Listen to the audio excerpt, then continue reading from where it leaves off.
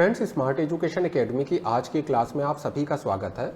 देखिए, भूगोल विषय में जो अलग अलग देशों के भूगोल वेत्ता हैं उन्होंने अपना अपना योगदान दिया है। जैसे कि हम लोगों ने इससे पहले की क्लासेस में देखा कि जो यूरोप के जोग्राफर्स हैं उन्होंने किस तरह से ज्योग्राफी में अपना योगदान दिया। उसी तरह से हम लोगों ने देखा जो इंडियन जोग्राफर्स हैं उन्होंने किस तरह से भूगोल विषय के विकास में अपना योगदान दिया। तो इसी सीरीज में आज हम लोग देखेंगे जो हमारे अमेरिकन जोग्राफर्स हैं, यानी कि जो अमेरिकन संप्रदाय है उसने किस तरह से भूगोल विषय के विकास में अपना योगदान दिया। तो अब देखिए, जब अमेरिकन संप्रदाय की बात करेंगे तो जो अमेरिका के जोग्राफर्स हैं उन सभी का जो ज्योग्राफी में योगदान है उसको हम लोग समझेंगे। तो देखिए, सबसे पहले बात करेंगे एलन चर्चिल सैंपल की। ये डिटर्मिनिज्म यानी कि नियतिवाद से जुड़ी हुई हैं, और जो डिटर्मिनिज्म का लेक्चर है उसमें मैंने आपको इनके बारे में डिटेल में बताया भी था। तो एलन चर्चिल सैंपल जो है अमेरिकी जोग्राफर हैं और एसोसिएशन ऑफ अमेरिकन जोग्राफर की ये पहली महिला अध्यक्ष थी। अब देखिए, ये जो है जैसा कि मैंने कहा डिटर्मिनिज्म से जुड़ी हुई हैं, यानी कि इनका मानना था किसी स्थान पर जैसा वातावरण जैसा इन्वायरमेंट होता है उसी तरह से मनुष्य का विकास होता है। यानी कि किसी स्थान पर जैसा इन्वायरमेंट होगा ठीक वैसा ही मनुष्य की संस्कृति वगैरह भी डेवलप होगी।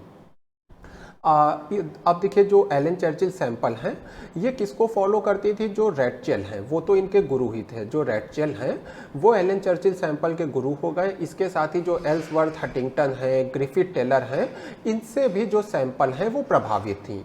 अच्छा, एलन चर्चिल सैंपल की कुछ बुक्स हैं जिनको आप याद रख सकते हैं, जैसे अमेरिकी इतिहास और इसकी भौगोलिक स्थितियां जो इन्होंने 1903 में लिखी थी। इसके साथ ही भौगोलिक पर्यावरण का प्रभाव 1911 में लिखी। तो ये इनकी बुक्स हो गई।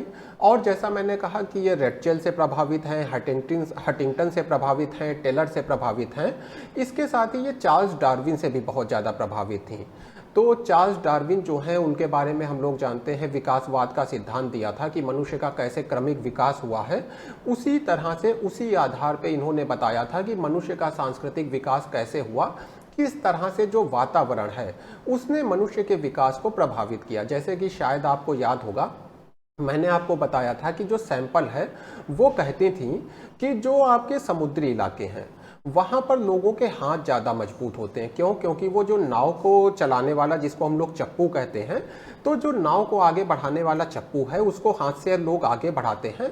तो समुद्री इलाकों में जो नाविक हैं उनके हाथ मजबूत होते हैं, जबकि जो पहाड़ी इलाके हैं वहाँ पर लोगों के पैर मजबूत होते हैं। क्यों पैर मजबूत होते हैं? क्योंकि पहाड़ की जो ढलाने हैं उसके ऊपर वो ऊपर चढ़ते हैं तो उनके पैर मजबूत हो जाते हैं। कुल मिलाकर के इन्होंने सिद्ध किया कि जो वातावरण है वो मनुष्य के पूरे जीवन को प्रभावित करता है। सैंपल 4 भौतिक वातावरण की पहचान करती हैं जो मनुष्यों को प्रभावित करते हैं। यानी इन्होंने 4 तरह के वातावरण को पहचाना जिसका प्रभाव मनुष्य पे पड़ता है।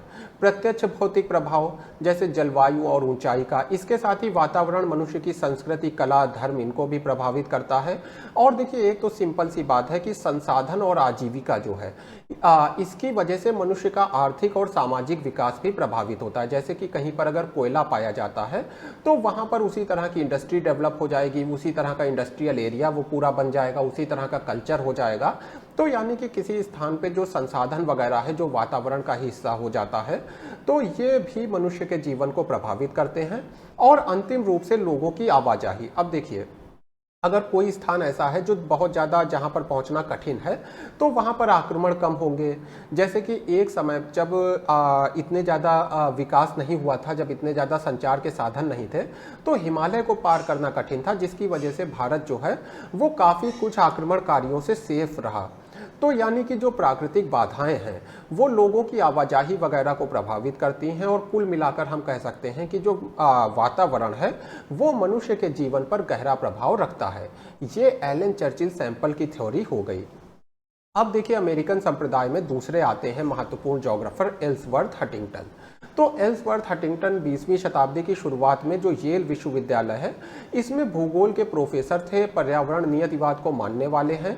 जो पर्यावरण नियतवाद है, जलवायु नियतिवाद है, आर्थिक विकास है, आर्थिक भूगोल है, इन सभी चीज़ों से ये जुड़े हुए रहे।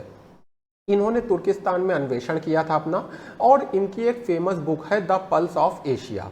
तो ये इनकी कुछ बुक्स हो गई। द पल्स ऑफ एशिया आप जरूर याद रखिए। अब देखिए यहाँ पर जो ये लाइंस हैं इसको मैं आपको बेसिकली एक्सप्लेन कर देता हूँ।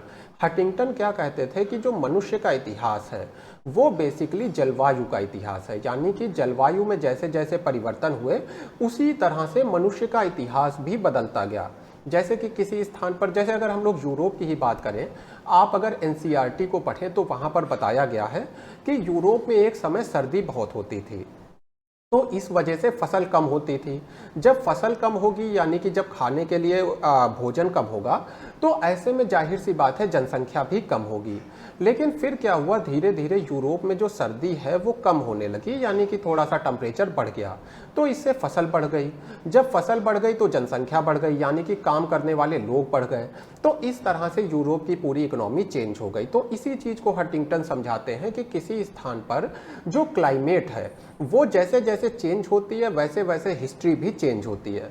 तो इनकी कुछ बुक्स हो गई, सभ्यता और जलवायु, द ह्यूमन हैबिटेट, सभ्यता के मुख्य स्रोत, ये सारी इनकी बुक्स वगैरह हो गई। अब देखिए बात करेंगे विलियम मॉरिस डेविस की। तो विलियम मॉरिस डेविस के बारे में हम लोग जानते हैं, इन्होंने अपर्दन चक्र का सिद्धांत दिया था। तो ये अमेरिकी भूगोलवेत्ता हैं, भू विज्ञान है, भू आकृति विज्ञान है, मौसम विज्ञान है, इन सभी फील्ड में इन्होंने अपना योगदान दिया। सबसे ज़्यादा फेमस है भू आकृति विज्ञान में अपने योगदान के लिए, लेकिन इसके साथ ही वैज्ञानिक नस्लवाद जैसे जो सिद्धांत हैं इसके ऊपर भी इन्होंने वर्क किया था। अब देखिए जब भौगोलिक चक्र मॉडल इन्होंने अपना तैयार किया तो जाहिर सी बात है इसके पीछे कुछ रिसर्च वगैरह का इन्होंने हेल्प ली होगी। तो देखिए 19वीं सदी में कुछ सर्वेक्षण करता थे, कुछ सर्वे वगैरह हुए थे। तो ये जो 19वीं सदी के सर्वे थे उसका इन्होंने यूज़ किया और खुद भी इन्होंने ऑब्जर्वेशन किया, खुद भी इन्होंने अलग अलग जगहों पे जाके ऑब्जर्वेशन किया और इन सभी का यूज़ करते हुए इन्होंने अपना भौगोलिक चक्र मॉडल तैयार किया था। तो इनका जो सिद्धांत है पहली बार 1889 में सामने आया, the river and valleys of Pennsylvania.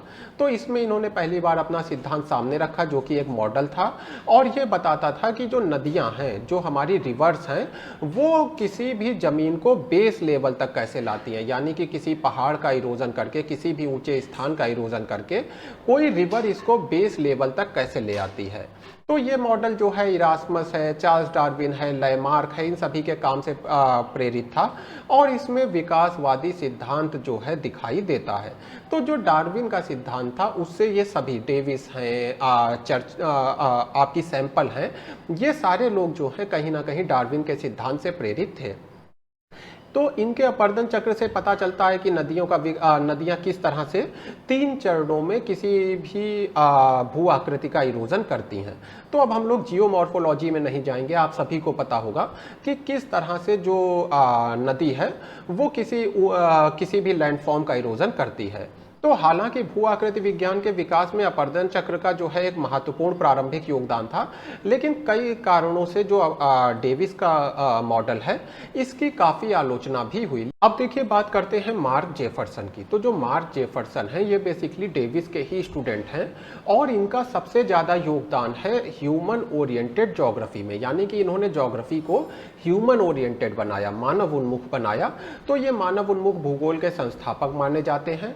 अब देखिए आपको पता होगा कि जेफरसन जो है, जैसे ही नाम आपने सुना होगा आपको याद आया होगा सेंट्रल प्लेसेस से जुड़े हैं। जो लॉ ऑफ प्राइमेट सिटी है जो बहुत ही महत्वपूर्ण है ज्योग्राफी में, ये भी जेफरसन के द्वारा अवधारणा दी गई थी। तो सेंट्रल प्लेसेस और लॉ ऑफ प्राइमेट सिटी की इन्होंने अवधारणा दी। उन्होंने कहा कि भौगोलिक सरोकार मनुष्य के साथ है, वे कहाँ हैं, वे क्या हैं, वे वहाँ क्यों हैं।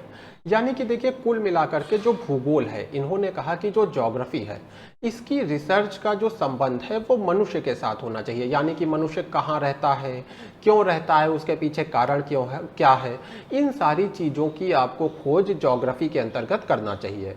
फिर देखिए एक नाम आ जाता है रॉबिन डी सैलिसबरी।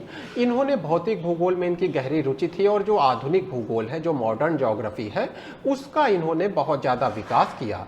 तो ये हमारे इम्पॉर्टेंट ज्योग्राफर्स हो गए अमेरिका के, जिन्होंने अमेरिका में भूगोल के विकास में योगदान दिया।